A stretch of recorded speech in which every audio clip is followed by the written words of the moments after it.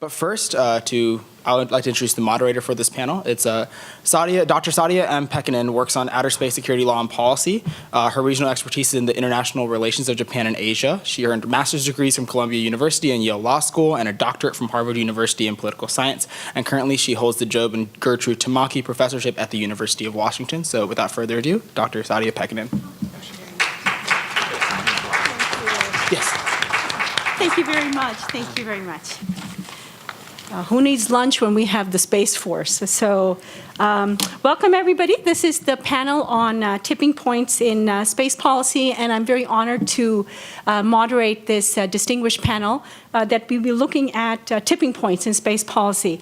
The panel will run in the same format that Ben sort of ran the previous panel, in that the panelists will be making remarks based on their own competences and experiences.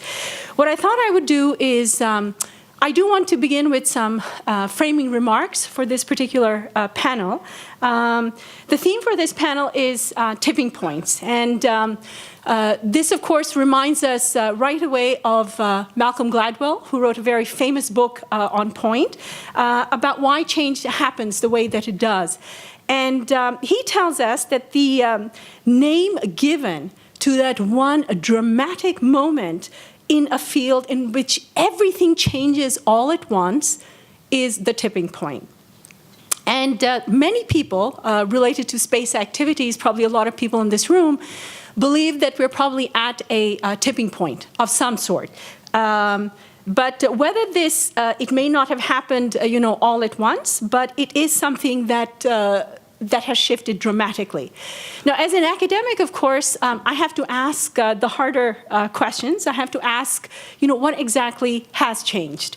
How sustainable is the change that we actually see in whatever we think is a tipping point? And what are the consequences? Now, it is the job of this panel to sort of assess that in a number of important themes that are related to space activities.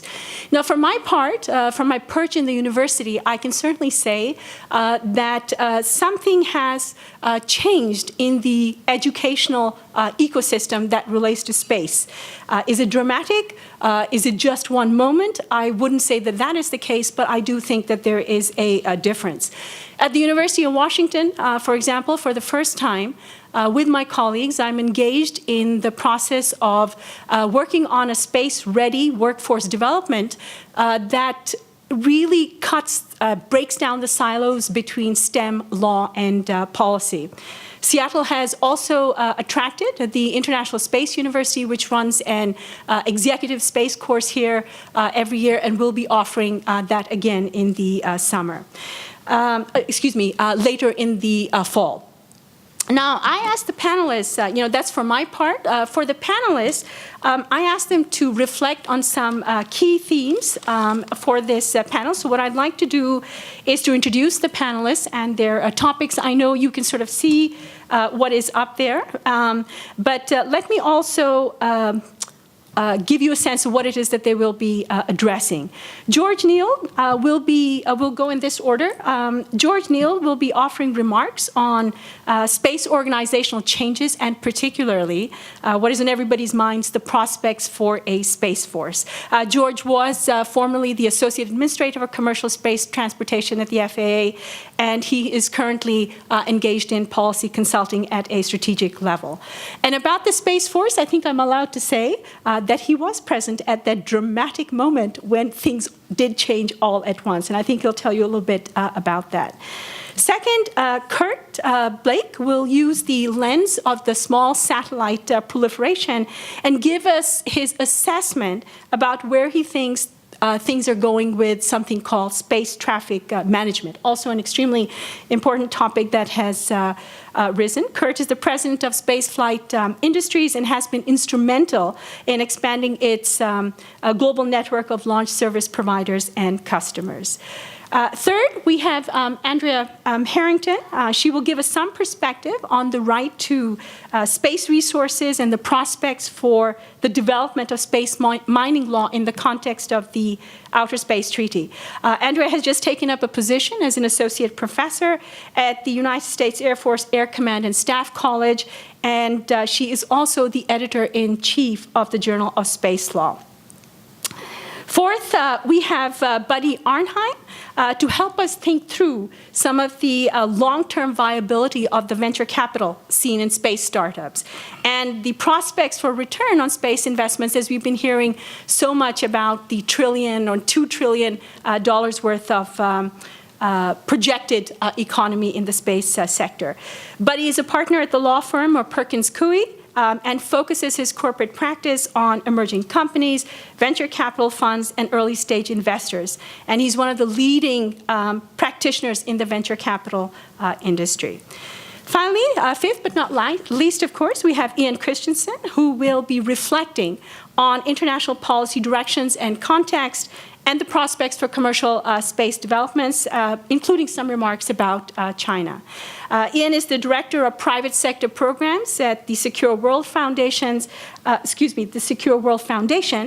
He comes from a background of space consulting for the corporate and government sectors in the US and around the world, and he has also completed a space studies program in Beijing, China. Now, although they're addressing very different topics, we have the Space Force, space traffic management, space resources, venture capital, and sort of an international policy context, and honestly, any one of these topics could be a panel on its own. What ties them together, I think, is the theme that we were given for this panel, that is an emphasis on tipping points. So as they make the remarks, I also asked them to sort of help us see the issue. Does the concept of tipping points really apply in the area that you are engaged with? Where do you sort of see it going? What are some of the challenges that you see with respect to national and international policy directions? So with that, I don't want to take any more time, so I'm going to turn things over to George, and I believe you have a presentation. So thank you very much. Please, George, do you want to come up here? Yeah, please. All right.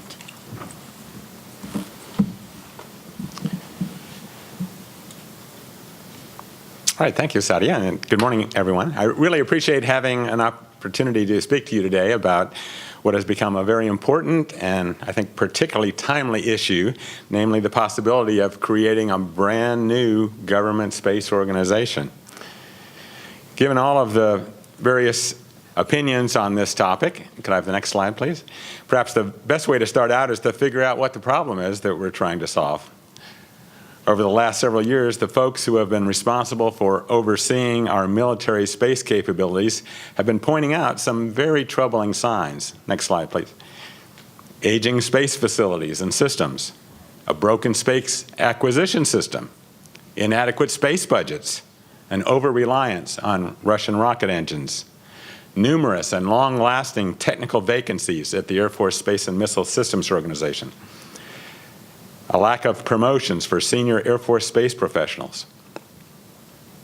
At the same time, our national security space efforts are having to cope with that rather challenging environment. We're seeing the commercial space community demonstrate some pretty impressive capabilities, including things like lower costs, increased innovation, greater risk tolerance, the opportunity for new products, services, and customers, and new sources of funding and investment. Well, in order to try and stimulate some of that same excitement and achievement in our national security space efforts, Congressman Mike Rogers from Alabama, chairman of the House Armed Services Strategic Forces Subcommittee, and Congressman Jim Cooper from Tennessee, the ranking member of the subcommittee, have introduced legislation that would create a Space Corps inside of the Air Force, much like the Marine Corps operates within the U.S. Navy. The idea would be to bring together all of the military space professionals in a single uniform service and to ensure that space-related programs and systems do not automatically take a back seat to those for aircraft and aviation. Next slide. Not surprisingly, senior Air Force leadership, including Heather Wilson, the Secretary of the Air Force, and General David Goldfein, the Chief of Staff, have been pretty clear that they think the Air Force has things under control and now is not the time for a Space Corps. Next chart.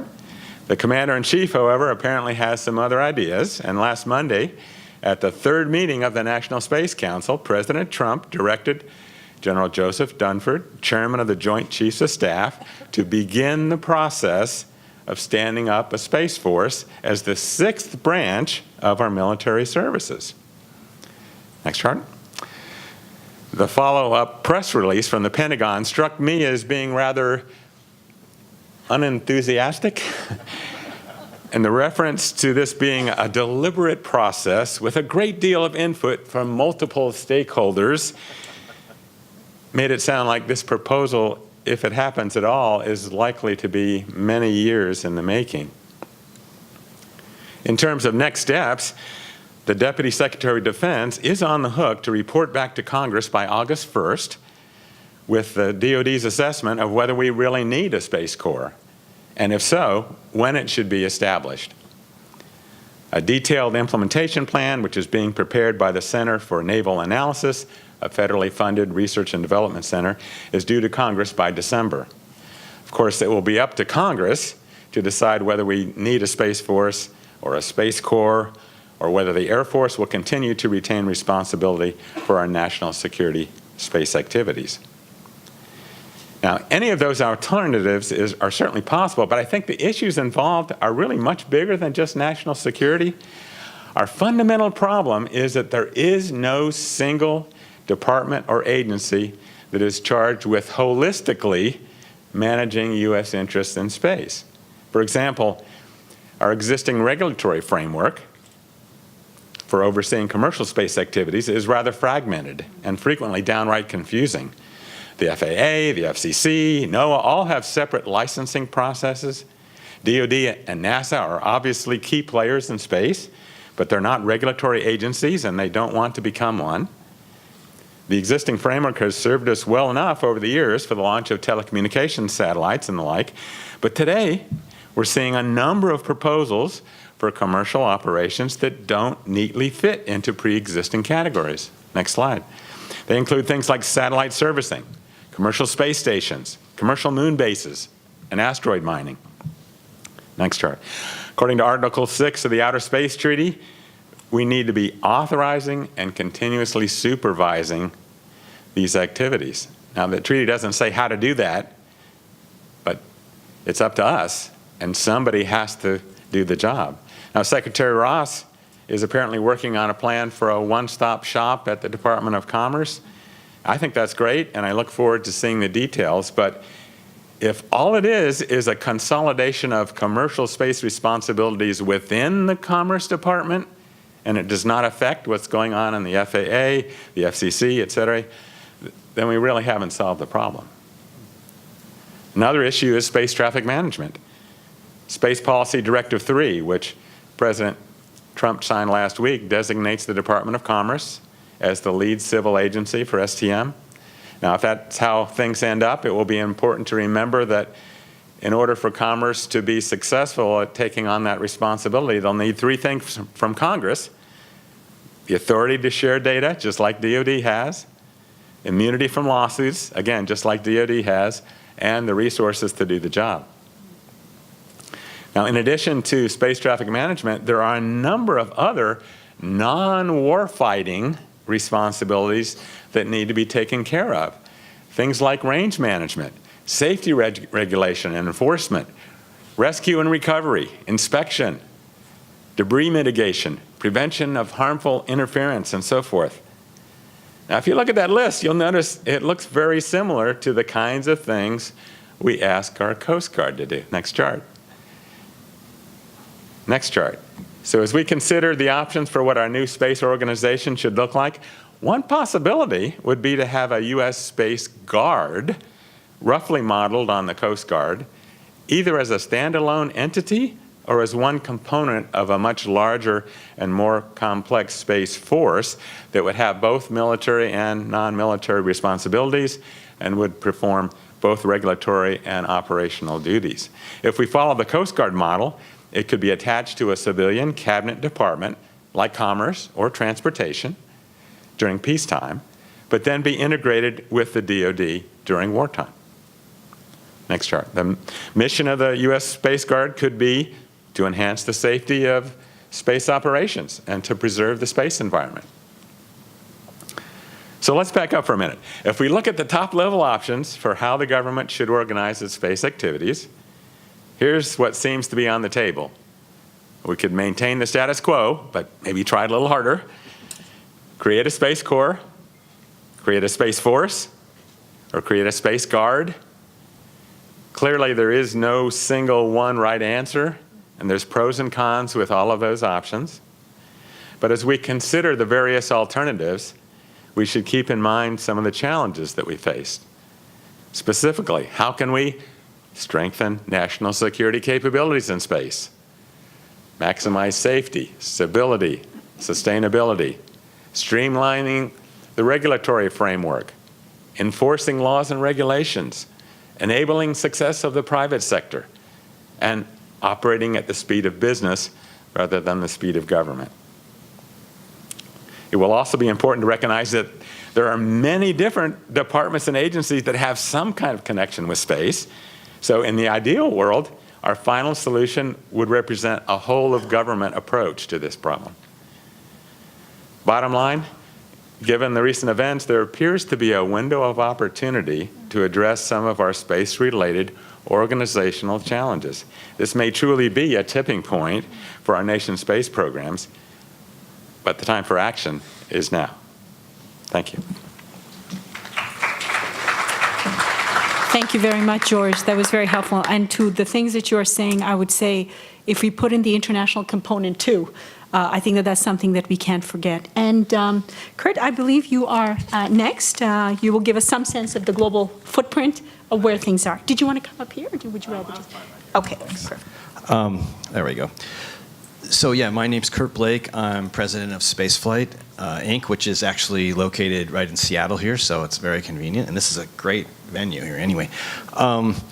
So what we do as a company is buy up excess capacity on launch vehicles and sometimes buy the entire launch vehicle. We aggregate a whole bunch of small satellites onto that and then get them launched and deployed in space. We've done it since 2011 and have been fortunate enough to see kind of a huge growth in the small sat industry, one that's really been great to watch and one that's kept us super busy. What we see is really sort of a virtuous circle in small satellites, and that is we've seen a lot of growth, as I said, over the last 5 years in the industry. That in turn has led to the proliferation of a lot of lower cost, actually not lower cost, but a lot of different launch vehicles, small launch vehicles, expansion of capabilities of medium-sized launch vehicles. What that should do in turn is to lower the cost of access to space. What we believe is that that will then force a proliferation of new ideas and applications into space, just like the iPhone brought down the price of smartphones. That led to all kinds of people on that platform creating applications, and then that in turn led to a next proliferation of use of iPhones. And I think what that will do is move to more growth in the small satellite industry. So I don't think we're anywhere near kind of a slowdown in things. And in fact, in the rideshare industry, we're seeing not only that in LEO, but we're seeing a big move into GTO now. So we're seeing probably from almost no business 2 years ago to maybe 20 to 25% of our business now is in the GTO market. So it's a real huge development across small sats in general. That's what I see as a tipping point, really. That growth in the small satellite market has led to what I'm talking about today, which is satellite traffic management or space traffic management. And I think there's a real need for that. At first, honestly, a few years ago, I was like, I really don't want government or anyone to get in the way of this industry because we're growing super fast, and I think it'll be a mistake. At this point, the growth has been so rapid that I think not having traffic management could easily lead to something, bad occurring, and that would in fact hurt us much more than sort of government implementing some regulations on it. So I think I think that's an important piece, and it's something that we've sort of just moved, 180 on. I think there is a need for it, and there's a need to move forward with it rapidly. We've got a couple, actually, sort of backing up a little bit, we've been very enthusiastic about the 25-year rule and working with the FCC to make sure that the satellites that we end up launching and deploying adhere to that rule. We've turned away folks that have not adhered to it. We've actually shared information from some of our launches, and increasingly with all of our launches with JSPOC, so that they know where we're deploying satellites and where we think they're going to go, so that they can start tracking them right away, and that issue goes away. We've also worked to implement new technologies. For instance, on our SSOA mission, which is a Falcon, deploying a whole bunch of satellites here upcoming in October. And we're implementing that new technology so it also becomes easier for the government to track the satellites and where they're going. But having said all that, I still think space traffic management solutions important, because once they're all up there, you need to be able to track it. You need to be able to not only do what we're doing, but everybody else has to adhere to those sorts of rules so that we don't end up getting harmed economically, not by virtue of something that we do or don't do, but by virtue of something that happens in space that we had nothing to do with. So I think that's important to us, and that's why we're behind it. We looked over some of the proposals that have come out, and I've got a few comments, not surprisingly. The first is that it's sort of beyond me why the FCC was not a part of sort of the team that was kind of looking at this. It seems like communication is an important part of this equation, and having transponders and knowing where things are via the satellite communication capability is important. So I think that's something that I just looked at and was puzzled by. The next was, I didn't understand really why it would reside in commerce. I respect what your thoughts were, that really there needs to be some group, and maybe it's the Coast Guard. I had thought, the FAA, because it's already involved in that area. But the whole notion of combining a group that's responsibility is to promote space, or promote anything for that matter, with the group that's responsibility for regulating it, seems to me to be kind of a recipe for a bad outcome. If you think back to, I think, some of the stuff that's come up recently about mining regulation, where you've got groups that are charged with promoting mining, and the same group is in charge of mining regulation and making sure that, laborers don't get hurt during the mining process. Clearly, there's a conflict of interest there. I think that putting space traffic regulation within the group charged with promoting that very industry seems a little bit short-sighted to me. I think, as with any system to regulate a common good that spans the entire Earth, it's probably not a good idea for the U.S. to be the ones implementing sort of a U.S.-only framework. I think having us propose some things and making sure we have international partners that are part of that process by which it starts is a good idea. I think the day have long passed when the U.S. can put something forth and then go, isn't this great, with no input from our foreign partners or other spacefaring nations. It's just a bad idea. If you come up with a system that's supposed to resolve these sorts of things, you should very much include everybody else so that they can be a part of it and take some ownership of it. Having said that, I do understand that sort of flies in the face of the need for a speedy setup of a system, and I do believe very much that should be so. So I think go ahead with the U.S. one, but make sure that all the different nations are invited to attend and participate in that. And if you need to move it into an international thing, then do so, because you'd be better off having, there's very little value in a U.S.-only system when, what percentage of all launches belong to us? It's not even, maybe 25%? It's a very small percentage in comparison to the total. So it'd be like if our international air traffic control system only dealt with U.S. planes. What would be the point? You've got to regulate everybody so you know where everybody out there is, or there's limited value to it. So I think those are sort of my thoughts on the issue. You know, there's some obvious ones about all the different aspects of space traffic management that have to be addressed. But those are sort of the independent ones. Where it lands, I think, is important only in the sense that you want to make sure there's not a conflict of interest inherent within the organization that you delegate it to. So. Thank you very much, Curt. You put a wonderful amount of things on the table. Not only the linkages between the need for prosperity and security and how we balance that in space, but also how we go about devising a system that works in the long-term interest of everybody. Thank you. And you also gave a very nice segue to Andrea talking about mining law. So please, Andrea. Thank you, Saadia. So the first thing I'm going to go ahead and say, which I need to say, is that the views that I'm expressing today are my views as an academic, and they are not necessarily the views shared by the Air Force, Air University, or Air Command and Staff College, just to go ahead and put that out there. So the first thing I'm going to say is something that I do not think is in any way revolutionary, but a lot of people seem to look at me like it is revolutionary when I say it, and that is that the Outer Space Treaty is an enabling document. So here I have my UN treaties on outer space here, which includes the Outer Space Treaty as published by the Office of Outer Space Affairs, so that I can carry it around with me and lots of folks can carry it around with us. But people think that the Outer Space Treaty is a document that says no. And people think that space lawyers like me are people that say no.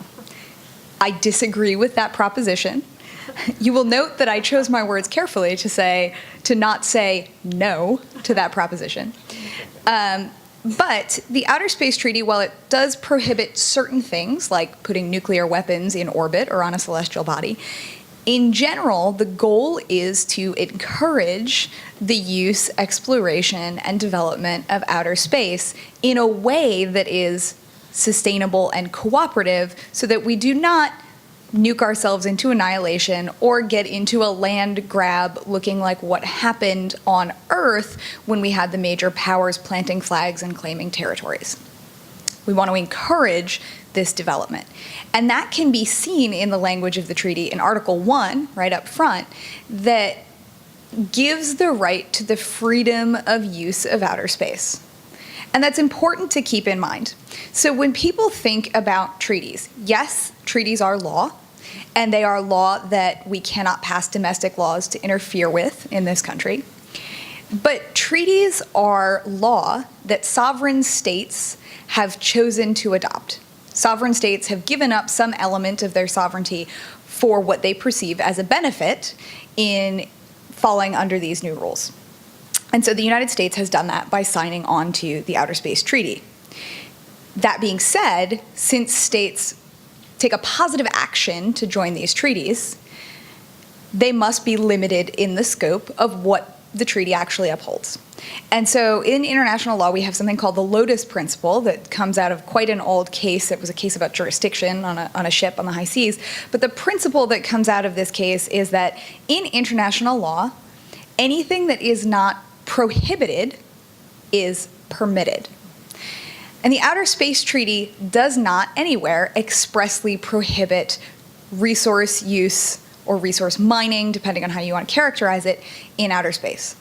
The people who rely on the Outer Space Treaty to say, no, mining is prohibited in outer space, are relying on the language in Article 2 that prohibits national appropriation in space.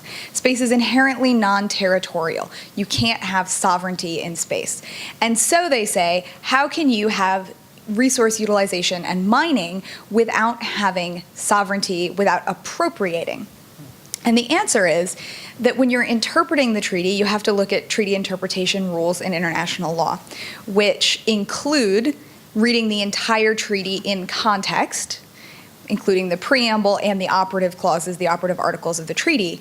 And so you have to take national appropriation modified by Article 1 that grants us the right to freedom of use.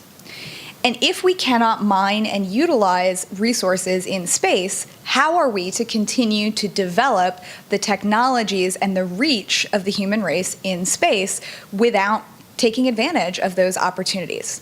It becomes nearly impossible at a certain point, and without utilizing those resources, our ability to continue to expand human presence in space is extremely limited. In addition to the context, we also can look at the state practice that has evolved since the treaty has been in force to help us interpret what the rules of the treaty really mean. And so when we look at what different countries have done and said about space who are party to the Outer Space Treaty, we see that satellites can remain in the same orbit for as long as they are still operationally in use, and there are different rules pertaining to different orbits. The ITU has some oversight authority on orbital slots, and I'm not going to go into that, but you can put up a satellite and leave it there, and you're not considered to be appropriating the orbit that that satellite is in. You can build a space station in orbit. You can build a facility on the moon or Mars. In fact, the treaties contemplate the building of such facilities and habitats that would inherently stay in place on a particular piece of soil, if you want to call it soil or regolith, on the moon or Mars. And that's not considered appropriation. And so when we look at these things and we look at the moves forward in how we're going to continue to develop in space using these resources, we see that the treaties don't ban mining. The Moon Agreement, which we are not party to and which takes a lot of criticism, does not even ban mining. The Moon Agreement simply says that mining has to be conducted under the auspices of an international regime. And so if the Moon Agreement, which is the more restrictive document, does not even purport to ban mining, how can we read into the Outer Space Treaty the idea that mining would be prohibited? And so we have seen what appeared to be a tipping point, and I think is a tipping point with regard to space resource utilization in 2015, when the United States passed the first legislation on space resource utilization, and that really kicked off the discussion. Yeah, we'd been talking about asteroid mining in the background for some time, but this made it real. And I was at legal subcommittee in 2016, UN COPIO's legal subcommittee, and the discussion really heated up. The Russians were citing diplomatic negotiating documents from the 70s and having a bit of an argument about it, and everybody was talking about it. It brought it to the forefront. And in my opinion, it's a good thing that the United States did this at the time when it did, because we need to have this ironed out before companies are actually mining in space. Because what companies need is regulatory certainty. And you get differing views as to whether some companies would like to start without regulation, do now, ask for forgiveness later rather than asking for permission now. Some companies are more in favor of a strong regulatory environment where they're going to know exactly what's permitted and what's not. But in my view, to safeguard investments, you need to know that what you're investing in is going to be considered legal, is going to be supported by the legal and regulatory framework in the future. And so to me, the US taking this step and then Luxembourg following, the UAE on their heels to pass space legislation are good things in terms of moving the question of space resource utilization forward in a way that's ideally sustainable. And so the Hague Space Resources Governance Working Group has been meeting to try to come up with building blocks and rules for how we can conduct space resource utilization in compliance with the Outer Space Treaty. And their building blocks are heavily based on the Outer Space Treaty. And to me, they reflect what I believe is the guiding principle of the Outer Space Treaty, and that is non-interference. That we should be using, exploring, outer space, developing human capacity in outer space without interfering with others' efforts to do the same thing. And I have seen that reflected in the meetings at the Hague Space Resources Governance Working Group and in the work that they have done. Ian was there with me in April and is much more heavily embedded in that process than I am. But I think we are seeing a major move forward in terms of getting these questions settled before the technology is actually implemented, and that's important. Thank you. Thank you, Andrea. That was an excellent overview of making the point that the technology and the law and policy frameworks need to work together in the interests of peaceful and sustainable uses of outer space. Next, we have Buddy, who is going to give us an overview of the venture capital scene. Good, and I'm going to take it a little bit down from sort of the policy to the incentives of the investment community. By way of background, I do practice law full-time. I run our emerging company and venture capital practice, which means for the last 25 years, I have dealt exclusively with very early stage businesses and entrepreneurs, as well as the people who finance those businesses. I've also done some investing on my own and started a couple of companies, so I come at it from three different angles.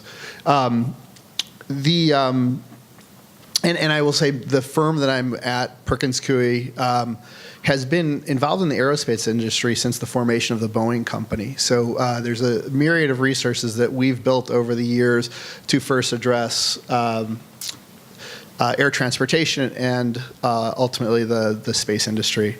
Let me take a sort of a foundational step here and give you a perspective of the investment community.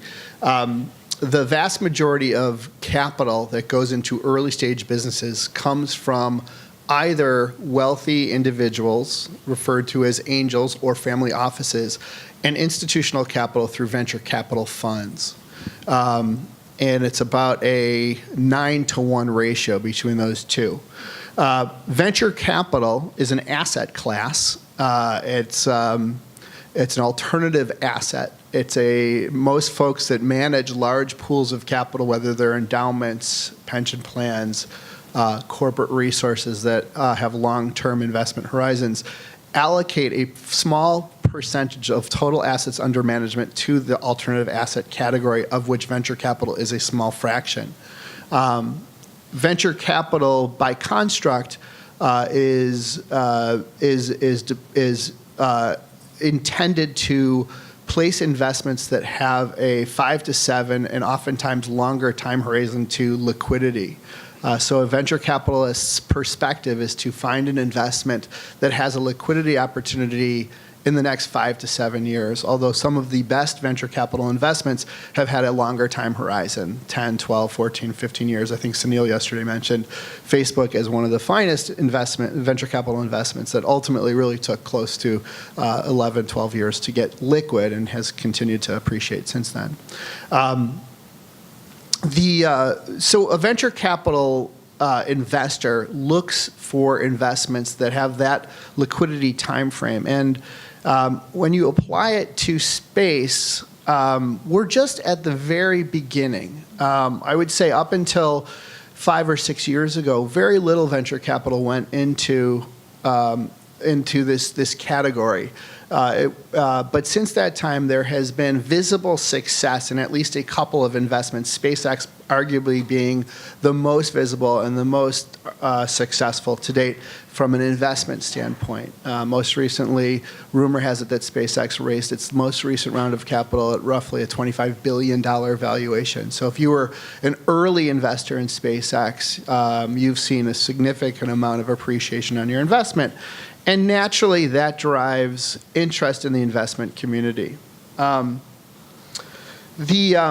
The incentives of a venture capital investor are to place a myriad of investments. Statistically, about a third of those investments will go to zero. Another third will, over the course of time, return 50 cents to 100 cents on the dollar, which means the remaining third of the venture capitalist investments need to have 3x or better returns in order to return the capital, the overall capital being managed by the venture fund. So these are swing for the fence investments. They are not investments that venture capitalists place expecting a modest return on. They want to see the ability in any particular investment they place to make a 10x, 20x, 30x, et cetera. And if you look at the successful venture capital funds out there, what you'll see is that in many of those funds, they've had out of their 20 or 30 investments they make, 1 or 2 major successes that had the result of returning all of the capital invested plus. So it's a hit or miss business. Sometimes there's strong analogy drawn to the movie business. You have a fantastic movie, it pays for all the other losers that you've also produced. When we talk about tipping points, I think of them in finance jargon as enablers. What are the enablers that catalyze the interest from the investment community into? And I think SpaceX arguably is the single so thus far the single most visible enabler. It has been a company that applied solid commercial manufacturing processes to dramatically lower the cost of a launch vehicle, and is continuing to draw innovation in, and is now proving to have a full manifest and what appears to be a very profitable business. And on the tail end of that, there has been, at least according to my count, and a little bit of research that we've done, about 29 other launch startups, including one that I'm deeply involved with called Spin Launch, that are tracking on that same path. In the venture community, I would say, according to various research last year, about anywhere from 1.8 to maybe as high as $4 billion was invested by venture capital investors or similar family offices and so forth that are comfortable at the early stage into space-related startups. To give that some perspective, roughly about 80 to $85 billion of venture capital will be invested in the U.S. this year total. So we're still talking about a small fraction of venture capital going into the sector.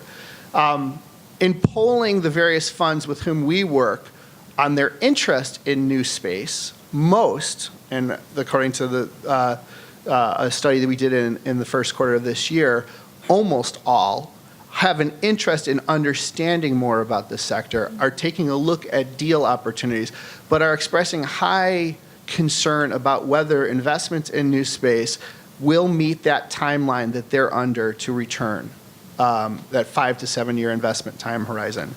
So the moral of the story is venture capital has woken up and is looking at NewSpace. There has been a myriad of investments that have been made. It's still a small fraction of the overall venture capital.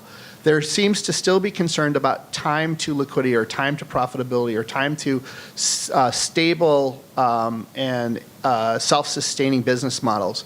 But it's getting better, and I think all of the policy stuff that has been mentioned and is about to be mentioned give the investment community increasing confidence that indeed there is an industry here, that the time to revenue and to profitability and self-sustaining business models is coming, and I'm very excited about it. So thank you.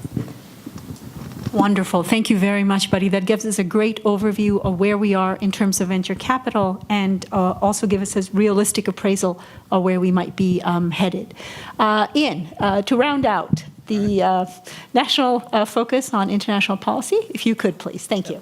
Thank you, Saadia. And if I could get the slides, excellent. So my name is, again, Ian Christensen. I'm Director of Private Sector Programs with the Secure World Foundation. For those of you who may not know us, the short version is we are a nonprofit foundation that focuses on bringing together cooperative dialogue and resources to promote and protect the ability to continue to have a safe, secure, and sustainable operating environment in space and the benefits that that operating environment provides to here on Earth. Looking at part of that is looking at the overall policy context at the global level, looking at the relationship of commercial and industry development to that policy context and to the applications that it provides. So before the panel, during the network break, a few of us were talking about what we see as the most significant issues facing our community today as we continue to push forward and as we continue to innovate. And we've hit on several of those in this panel. We started talking about the organizational structure for space endeavors in this country and the relationship that that organizational posture has to the position that we take in the military sector. We talked about space traffic management, space situational awareness. And in the next few minutes, I want to hit on another theme, and that is what we see as a fundamental change in the nature of the space domain, and in particular, the nature of the actors in that space domain. So if we could hit to the next slide, please.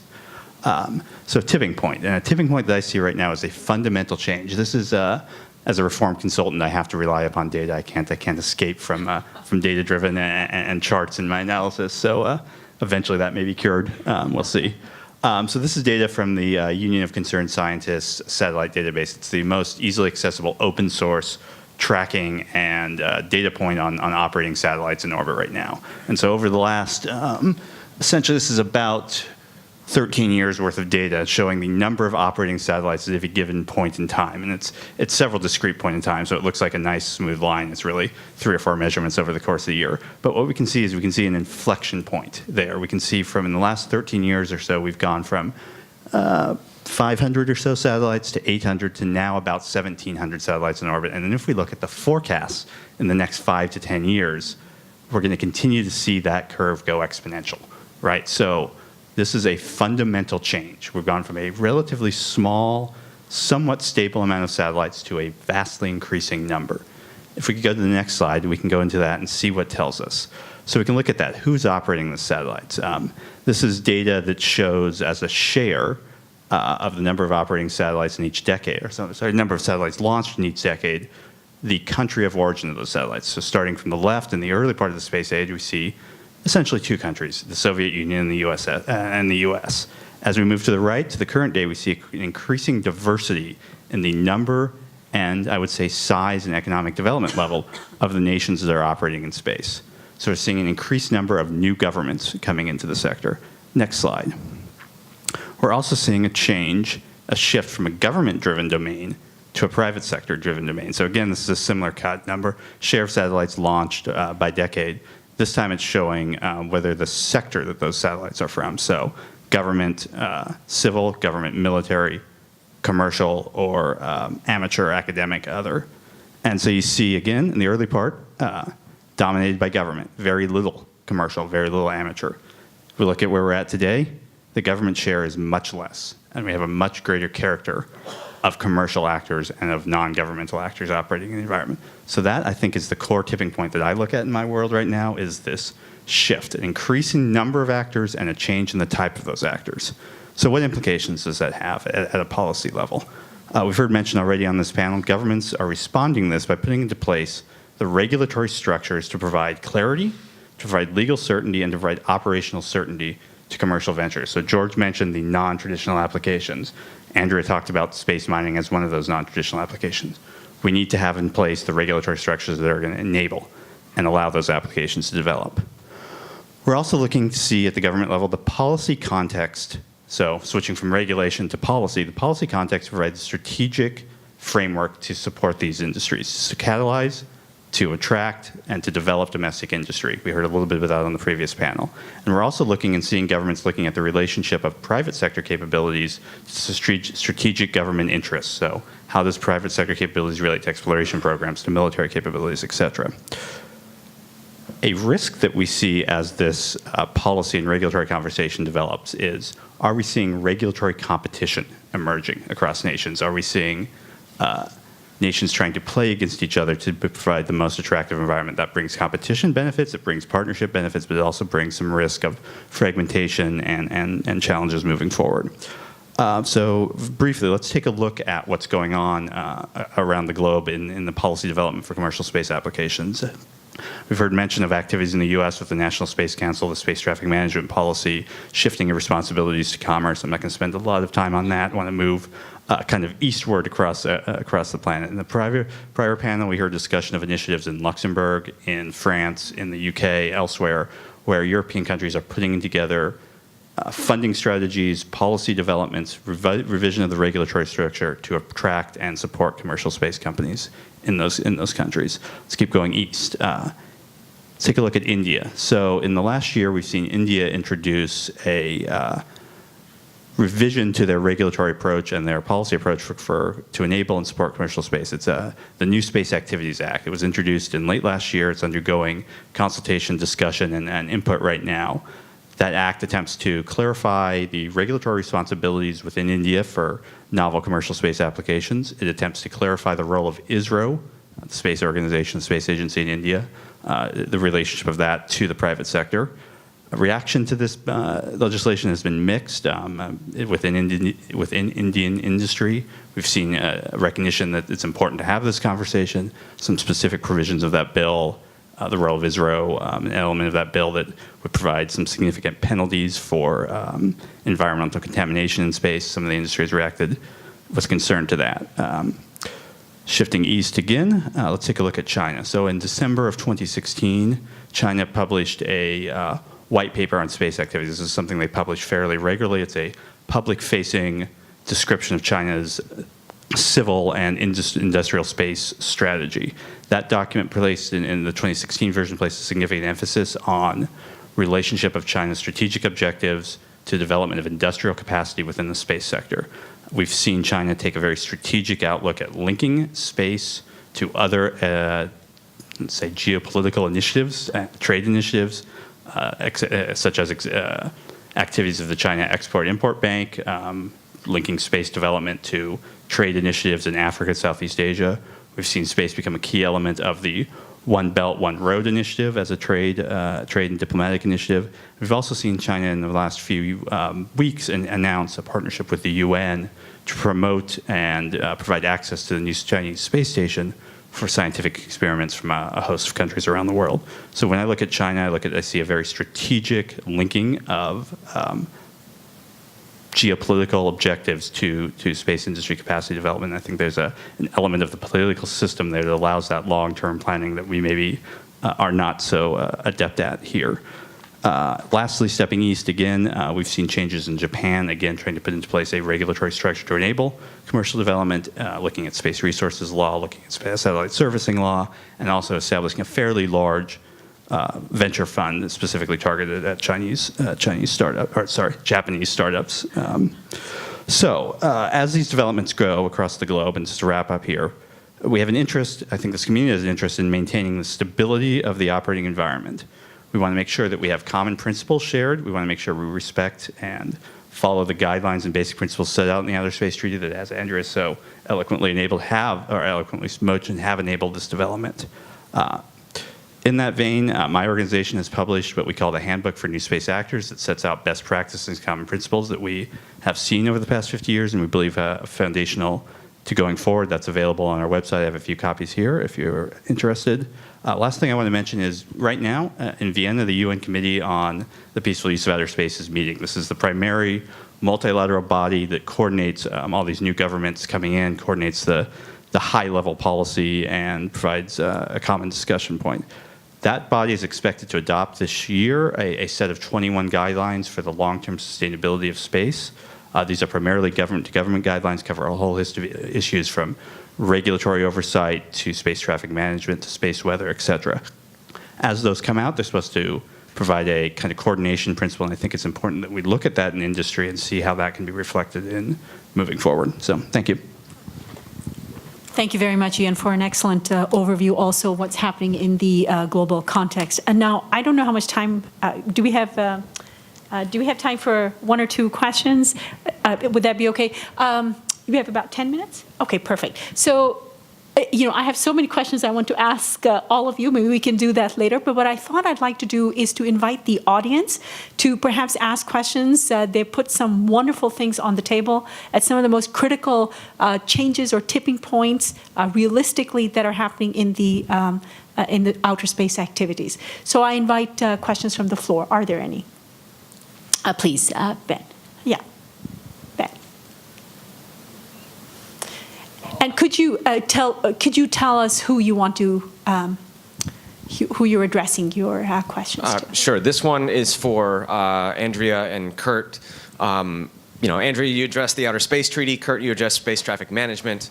Can you talk a little bit about the intricacies there and how one space traffic management regime would have to work with the others within the auspices of the Outer Space Treaty? Are there any potential issues there or something like that?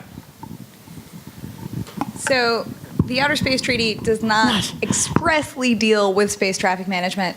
As a document that was drafted in the 60s, it did not anticipate quite the way things were going to go in space. And it's interesting to look at because you see things like Article 12 that talks about rights to visit installations on celestial bodies of other countries. So they were anticipating a lot more manned development and development of installations and not necessarily the enormous growth in satellite traffic that was going on. But the principles of the Outer Space Treaty underlying do encourage cooperation, and Article 11 does give us some obligation as practicable and feasible to share information that we have learned about outer space and in outer space. And there are obligations embedded in the Outer Space Treaty and the Return and Rescue Agreement to warn others of potentially hazardous conditions in outer space and hazardous phenomena in outer space. And so in a general sense, the Outer Space Treaty talks about those things and encourages that cooperation and information sharing. But in terms of actual obligations dealing with space traffic management, the Outer Space Treaty does not specifically go there. Yeah. Did you have any response or? Yeah. Sure. I think that, to my mind, the best analog is the air traffic control system, sort of internationally, and how that deals. Maybe the maritime system as well. And as I mentioned before, I think that not having an international system means you've got a system that's sort of doomed to failure, because controlling some aspect, as you saw from Ian's slides, we're probably 25% of that launch percentage, and so really, if you don't have pretty close to the entire international body of spacefaring nations, then you don't really have something of a lot of value. Sustainability, very key. Alan from Geek Wire, please. Yeah.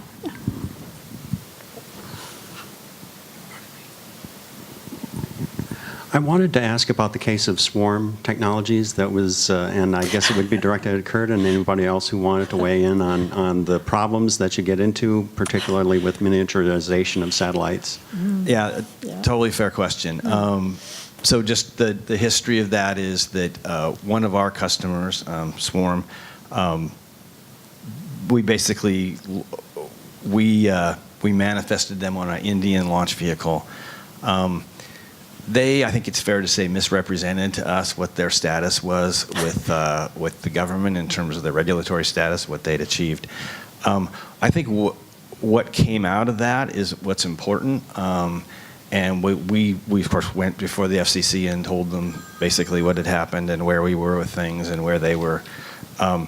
What came out of it was a sort of new regulatory policy that the FCC put forward. And also for our company, we came up with sort of providing, I think, a little bit better guidance to people on exactly at what point we will pull a satellite off if it doesn't have FCC license.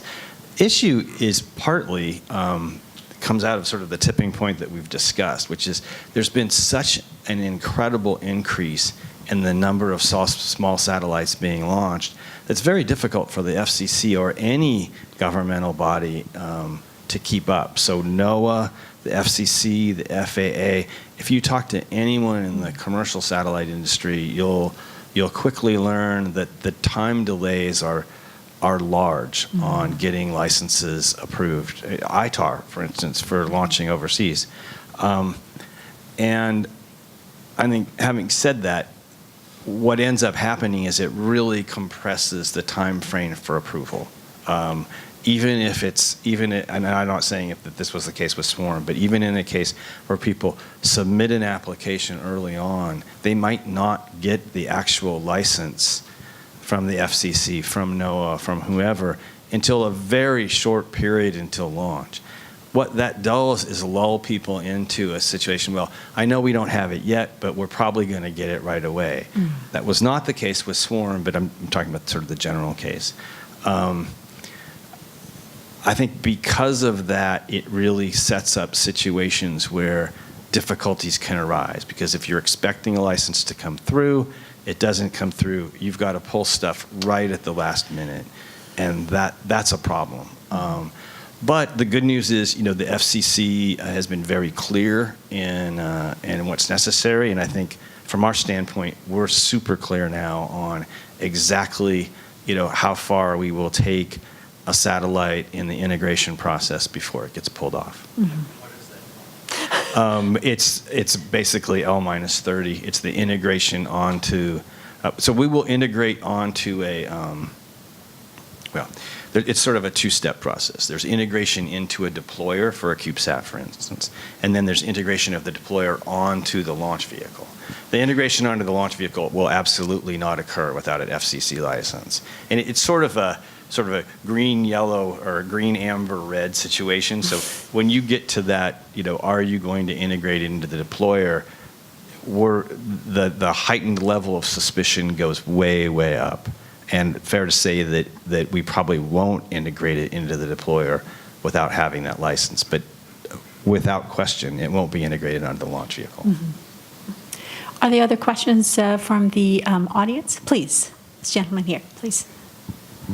Yes, this is for Andrea. The question is on enforcement and recourse, because there are key members of Congress in the space arena who really do believe that supervision and the supervision provision can be met by simply Congress declaring that there won't be any supervision and that everything is approved for any U.S. company except for U.S. national security implications.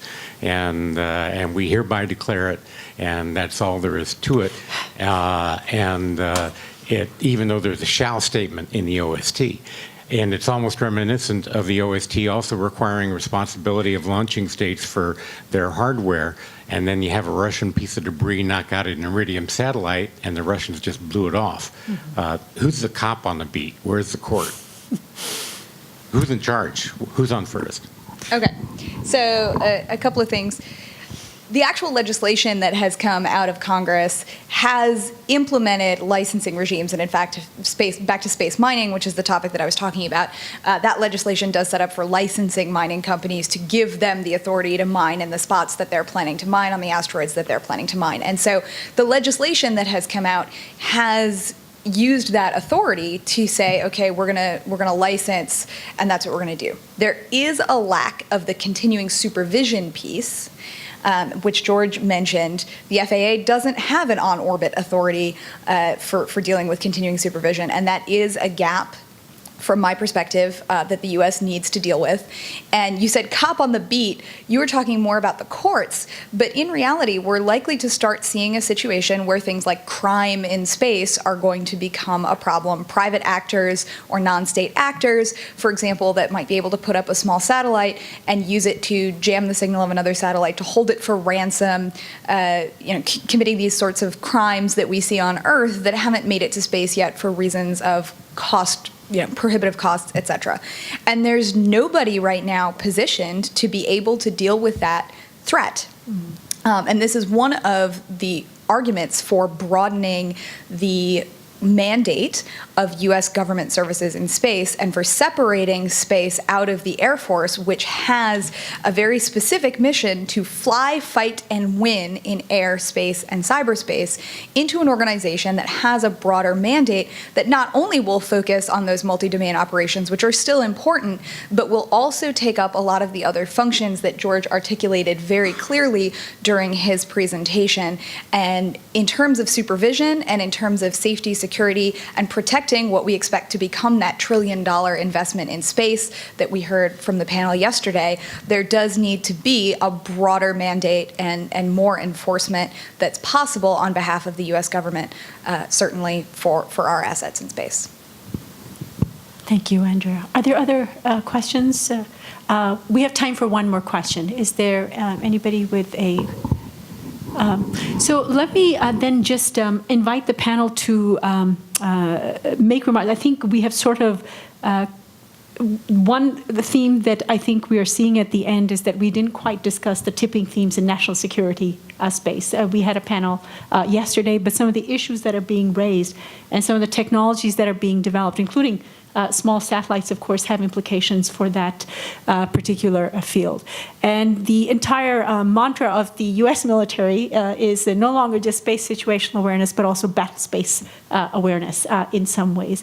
I wonder if I can get you to remark on sort of balancing the concerns with national security and the concerns with prosperity as we are sort of moving forward beyond these tipping points that you have sort of described. Just comments on where you think that might be headed and the balance that will be needed to sort of make sure that space remains peaceful and sustainable for use going forward. Please. One aspect of that, I think, will be the dilemma that these are very complex issues. So maybe we should study it some more. Thank you. That's a good pitch for academics, so I like that. I like that policy advice. Thank you. So that sounds so good. But it can also become a crutch that says, well, let's not do anything because we haven't finished studying it enough. We need a committee, we need a report, we need advice from various bodies and so forth. And so I think it's going to have to be imperfect, Yeah.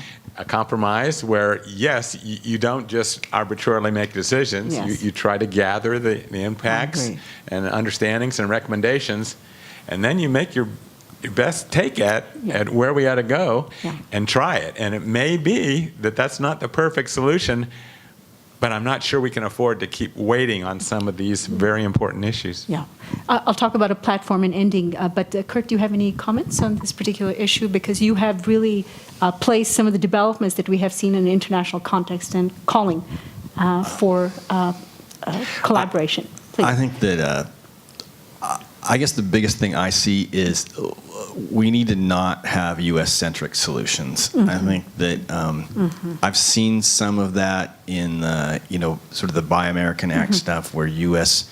U.S. satellites have to fly on U.S. launch vehicles, and then the Europeans have the same thing, and I think that's as far as it goes. If that's what the concern is about, sort of protecting U.S. launch industry and making sure that it exists, I think that's a valid concern.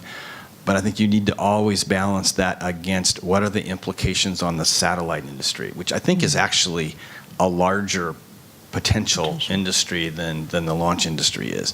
And the more restrictive and more protective you are of the U.S. launch industry, the more harm you do to the commercial U.S. commercial space satellite industry, because, for instance, for a long time you couldn't launch on Indian launch vehicles.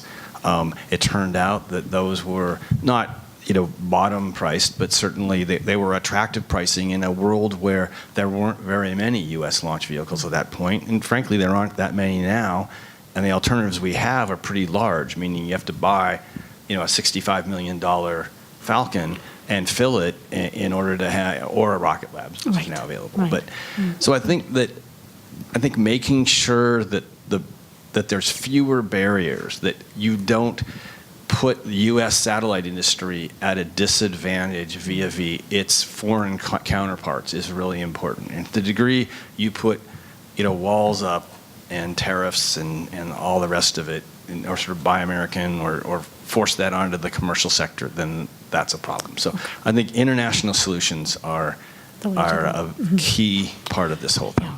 Please, Andrea. Sure thing. So you asked about balancing between national security interests and more commercial and industrial interests in space.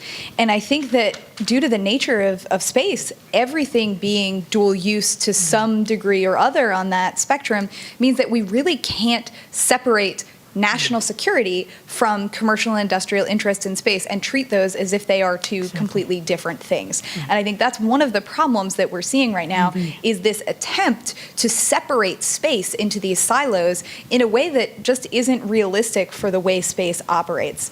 And so I think that's something that we need to address in terms of integrating our solutions for both national security and economic security together. As a separate note, to not forget about ITARS. ITARS is one place where we are literally balancing national security interests against commercial interests. That's a particular flashpoint for that. And I think that that is always an area where reform will be desired from industry, given that if other countries have less restrictive export controls, that business is going to go there, and we're going to lose that in the United States. And so trying to figure out the point where ITARS can sit to do its job in protecting national security without hindering business is an important place on that scale that we need to think about. Thank you. Please, Ray. Thanks, Art. Let's see if we can get this out of. All fantastic points. So I'm going to probably just emphasize them. I don't believe that you can have a strong military without a really strong commercial economy backing it up. And so I think we have to be very careful about inhibitions on commercial activity. I've got an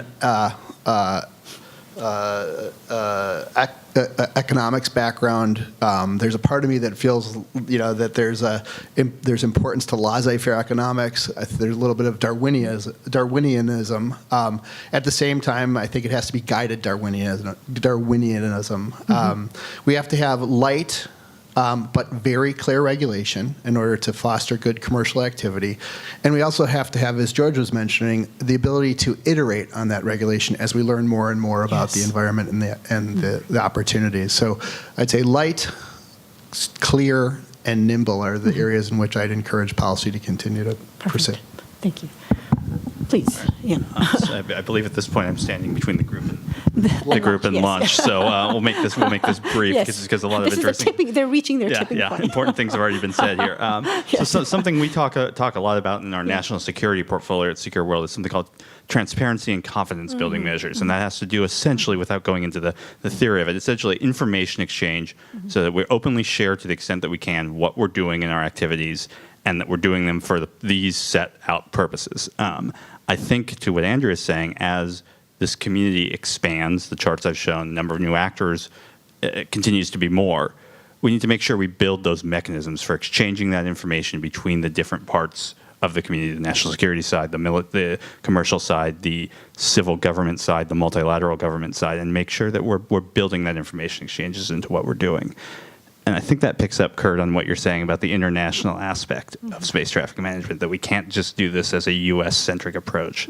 Something that I've been encouraged to see out of the communications from the Department of Commerce, looking back at what Secretary Ross said at the Space Symposium about convening an international conference to discuss regulatory best practices, the attempt, at least, to send Scott Pace, the Executive Secretary of the National Space Council, to UN COPIUS last week to talk about space traffic management and space policy directive 3. I think the Commerce Department and the administration is thinking about the international aspect of it. I think it's on all of us to help them continue to put emphasis on that side of things. Well, thank you very much. Please join me in thanking an excellent panel for all their comments. Thank you. Thank you, guys.